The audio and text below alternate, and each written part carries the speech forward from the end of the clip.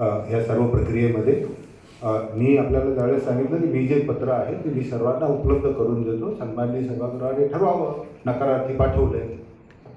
नाही नाही, ऐकतो मध्ये आपण बोलता वेळ घालवायचा नाही.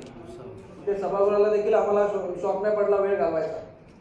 या ठिकाणी आपण जर पाठवलंच नसतं तर त्या ठिकाणी जो 60 होतं तो काय चालू राहिला असता. जर त्यांना ज्यांना कोणाला प्रॉब्लेम असता तो कोर्टात गेला असता तर त्या ठिकाणी आपण बघितलं असतं इंटरप्रिटेशन प्रमाणे. या ठिकाणी आपल्या कायद्यामध्ये स्पष्टपणे तरतुदी आहे की कुठल्या कुठल्या बाबतीत तुम्ही शासनाला कॉन्टॅक्ट करायचं, शासनाची मंजुरी त्या ठिकाणी घ्यायची. या ठिकाणी स्पष्टपणे सांगितलेलं आहे. असेल तर महापालिकेने शासनाकडून मंजूर करून घ्यायचंय. महापालिका म्हणजे महापालिका आहे. आयुक्त ही संज्ञा महापालिका नाहीये. आयुक्तांनी कुठल्या कुठल्या बाबतीत पत्रव्यवहार करायचं ते कायद्यामध्ये नमूद आहे. त्यामुळे जिथे नियम आहे पद्धतीने आम्हाला देखील कळतो, आम्ही देखील वाचले. फक्त काही गोष्टी लादणं हे त्या ठिकाणी चुकीचं आहे. काही प्रथा त्या ठिकाणी आहेत त्या चुकीच्या पद्धतीने कायद्याला बगल देऊन केलेल्या असतील तर आम्हाला फोडणं गरजेचं आहे. या माध्यमातून मंजुरीसाठी सादर करण्याचा अधिकार हा आयुक्त या संस्थेला नव्हता. तरी देखील आपण तो मंजुरीसाठी पाठवला. कलमामध्ये त्या ठिकाणी तरतूद नसताना देखील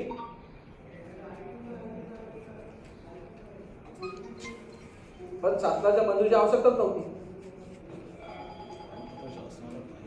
शासनाच्या मंजुरीची आवश्यकता नव्हती.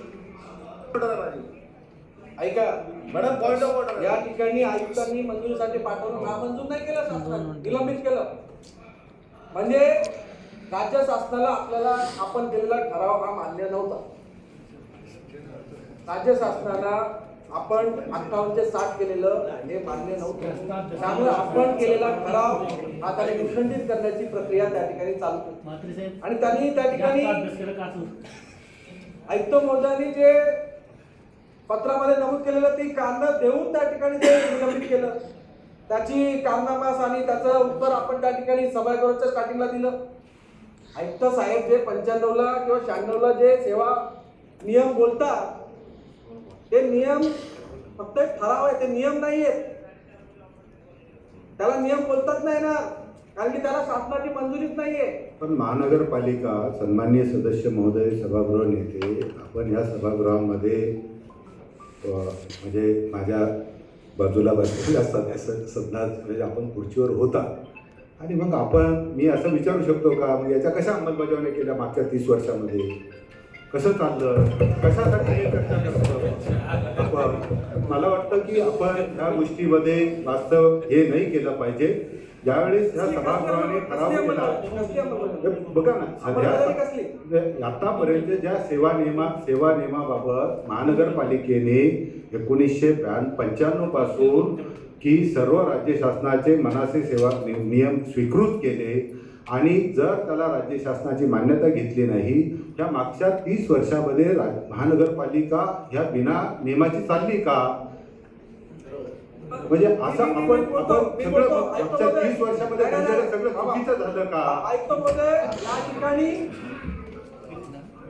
या गोष्टीला आपण तांत्रिक गोष्टी तुम्ही जर विचार करत बसतात तर हे सगळे प्रश्न दिशाभूल फक्त नियम शब्दाचा वापर आहे. दिशाभूल फक्त नियम शब्दाचा करताय तुम्ही. बोला. आपण सन्माननीय मला बोलायला चान्स दिला मॅडम. काय मॅडम मी चान्स दिला मॅडम. मला सागर नाईक साहेब सभागृह नेते नियमानुसार सभागृह चालवतात. त्यांना सभा नियमानुसार पाहिजे, बाय द बुक पाहिजे, ठरलेलं आहे. सभागृह शिस्त नव्हतात हे पण ठरलेलं आहे.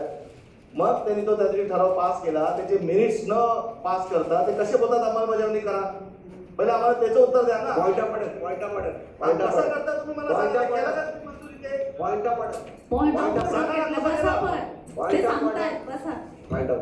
काय होतं, वारंवार ते मगापासून बोलतात. त्यांना नियम वाचून दाखवला नसेल, सभागृहात एक तर उपस्थित नसतात.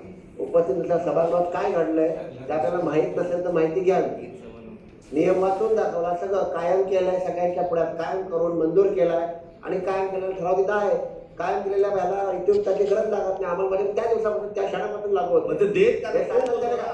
देत नाही, ते सभापती आहेत. अरे ते देतात आपण बोलले देत आहोत, तोपर्यंत देतात सभापती बोलले पण बोललं तरी आपण पत्र दिलं होतं. परत तो विषय घेऊ नका.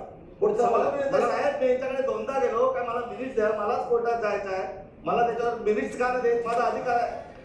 मिनिट्स मिळणं हा सभागृहाचा सार्वभौम अधिकार आहे. ऐका आहे की नाही? सांगतो सर्व सदस्यांचा. सांगतो देत का मला सांगा ना? सांगतो तुम्हाला सारखे सारखे तुम्ही बोलता, त्याला नियम नाही. मला बोलू द्या, माझी पॉईंट ऑफ होती.